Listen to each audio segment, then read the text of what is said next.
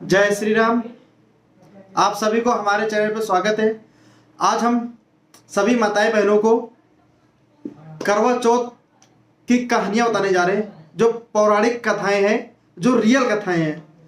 और करवा चौथ का व्रत क्यों रहा जाता है, किस लिए रहा जाता है और क्यों जरूरी है, और करवा चौथ का व्रत कब से शुरू हुआ, तो मैं आपको सारी चीजें बताने जा रहा हूं। तो सभी माताएं बहनें के लिए ये कथाएं बहुत जरूरी है, तो इसलिए हम सभी माताएं बहनें हमारी वीडियो को, हमारी कथाएं जो मैं बता रहा हूँ आपको, वो गौर से सुने और ध्यान से सुने, क्योंकि ये आप लोगों के लिए बहुत ही जरूरी है। तो जब ये शुरू हुआ, मैं बताने जा रहा हूँ, जब देवताओं और दानवों के बीच में भयंकर युद्ध छिड़ा हुआ था, तब जो है देवताओं जो है ब्रह्मा जी के पास गए और बोल रहे, ब्रह्मा जी मैं दानवों से युद्ध हार रहा हूँ। तब ब्रह्मा जी ने देवों की पत्नियों को बुलाकर उनसे बोला कि आप लोग कार्तिक मास के कृष्ण पक्ष की चतुर्थी को व्रत रखने की सलाह दी।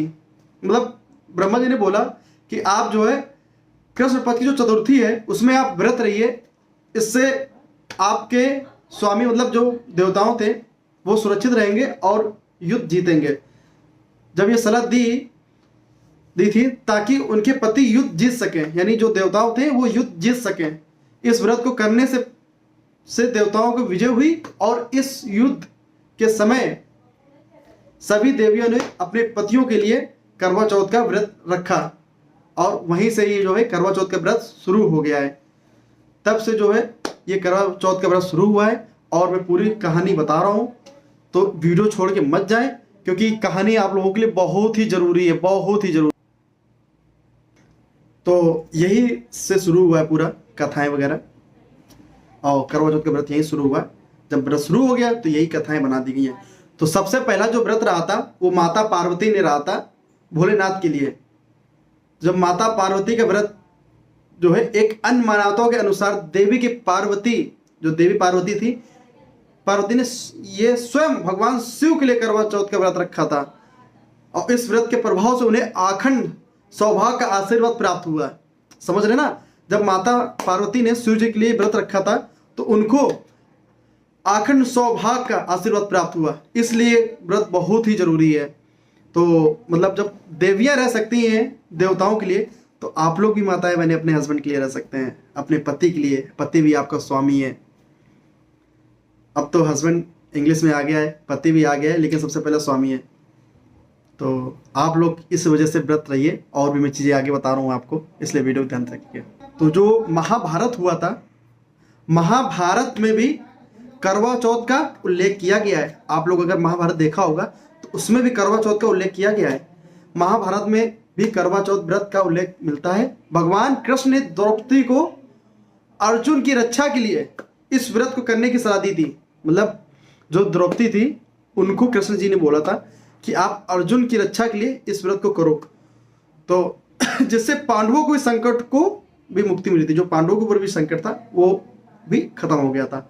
तो सोचिए, ये करवा चौथ का जो व्रत है ये महाभारत में भी बताया गया है। तो महाभारत में द्रौपदी ने जब ये व्रत रहा था तो पांडवों की इससे रक्षा हुई थी। यानी जो करवा चौथ व्रत होता है, अगर इससे सभी माताएं बने रहती हैं तो उनके जो भी पति हैं सबको इससे रक्षा मिलेगी, और अखंड सौभाग्यवती का उनको आशीर्वाद मिलेगा। तो बहुत ही जरूरी है। तो करवा चौथ का व्रत रहे, और इसको जो है अच्छे, मतलब ये नहीं कि इसको जो है आप जो व्रत तोड़ेंगे तो याद रखिएगा कि चंद्र देखने के बाद ही पानी पिए। और बहुत सी माताएं बहनें हैं जिनके स्वामी कोई आर्मी में है, कोई फोर्स में है, तो वो इस टाइम घर पे नहीं आ पाते हैं। तो सभी माताएं बहनें वो लोग क्या कर सकती हैं, तो वो लोग आजकल सबके घर में एंड्रॉयड मोबाइल है, तो वीडियो कॉल करके देखकर ही व्रत तोड़ें।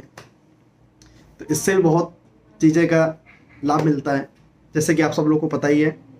तो आप लोगों ने तो वैसे मैंने बताया, तो चंद्र देखने के बाद आप जिसके स्वामी साथ में है तो स्वामी लोग व्रत तोड़वा सकते हैं अपनी पत्नियों का, अपनी अर्धांगिनी का, ठीक है। और जिनके स्वामी नहीं है तो वो लोग वीडियो कॉल करके अपना व्रत तोड़ सकते हैं, और अपने पति के लिए लंबी उम्र के लिए आप व्रत रहिए करवा चौथ का। अच्छा ये तो ठीक है, आप लोगों ने सुना होगा सावित्री की कहानी। सावित्री जो थी उनकी कहानी सुनाई होगा आप लोगों ने, जो क्योंकि आजकल जो मार्केट में कैलेंडर वगैरह भी है तो उसमें पूजा लिखी होती है।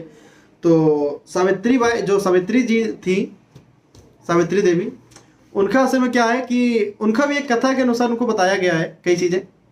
तो एक कथा के अनुसार एक बार करवा नामक का पतिव्रता स्त्री के पति की मृत्यु हो गई थी। तो उसने कठोर तपस्या की थी, बहुत ज़्यादा, बहुत कठोर तपस्या की थी। जब कठोर तपस्या करने के बाद अपने पति को वापस जीवन दान प्राप्त किया, मतलब समझ रहे ना कि इतनी उस कठोर तपस्या की कि उसका जो स्वामी था, पति जो था, वो खत्म मत मृत्यु हो गई थी उसकी। उसके बाद भी उसको कठोर तपस्या करने के बाद उसको वापस जीवन दान पा लिया। सोचिए इसमें कितनी ताकत होती है, इस व्रत में कितनी ताकत होती है। सावित्री कहानी है ये, आप लोग सभी लोग शायद करवा चौथ में पढ़ते भी हैं। ये सावित्री की रियल कहानी है।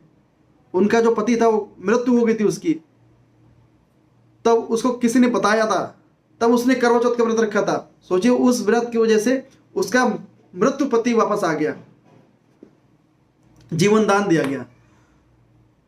तो जो करवा चौथ के व्रत की ताकत को दर्शाता है, यानी सावित्री ने जब ऐसा करवा चौथ का व्रत रखा तपस्या के साथ, तो ये भी एक करवा चौथ के व्रत को दर्शाता है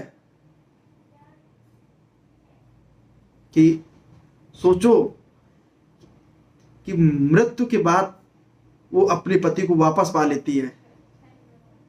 ये बहुत बड़ी चीज है। ये व्रत के लिए, करवा चौथ का जो व्रत है उसके लिए बहुत बड़ी चीज है।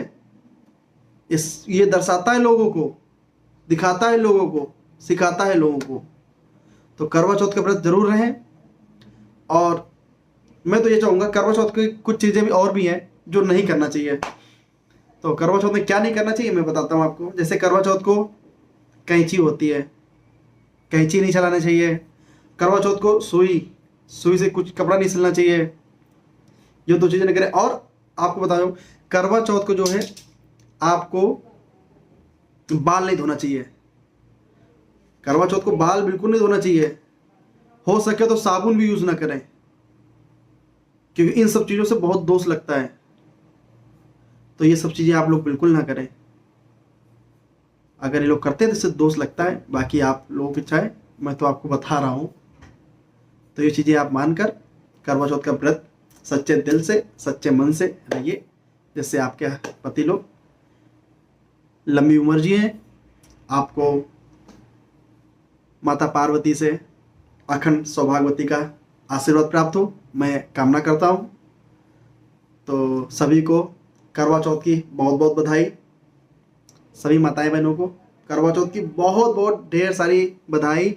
मैं माता रानी से कहूँगा कि सभी हमारी माताएं बहनों को अखंड सौभाग्यवती का जो है आशीर्वाद दें, और उनके सभी के पति हमेशा स्वस्थ रहें और लंबा जीवन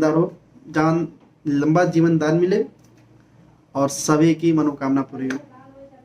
जय श्री राम। हमारे चैनल को लाइक करें, सब्सक्राइब करें, ताकि आपको नई नई वीडियो मिलती रहे। तो बोलो जय श्री राम।